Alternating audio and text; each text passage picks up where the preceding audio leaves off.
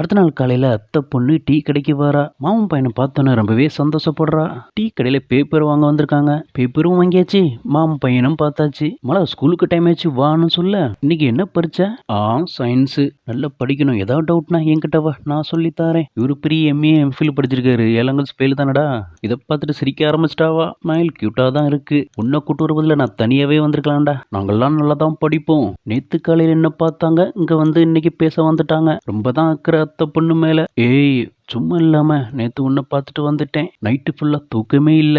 அது மட்டுமா, சாப்பிடவும் முடியல. அப்படின்னா இவனோ ஒருத்தர் சேவனை தான் உனக்கு வச்சிருக்கான். சரி, ஸ்கூல் எப்ப விடுவாங்க? அது விடுற நேரத்துல தான் விடுவாங்க. சரி, நான் பாலத்துக்கிட்ட நிக்கவா? நீங்க பாலத்துக்கிட்ட நின்னா சேலத்துக்கிட்ட நின்னா எனக்கு என்ன? சரி, இங்க எதுக்கு சுத்திட்டு இருக்க? அது வேற யாரும் இல்ல, என்னோட அத்தை பொண்ணு தான். அப்படின்னா அத்தை பொண்ணு ஐஸ் வைக்க வந்திருக்க? அப்படிலாம் இல்ல, லவ் பண்ண வந்தேன். இப்போ ரெண்டு பேருமே கண்ணாலே பாத்துக்கிறாங்க, கண்ணாலே பேசிக்கிறாங்க.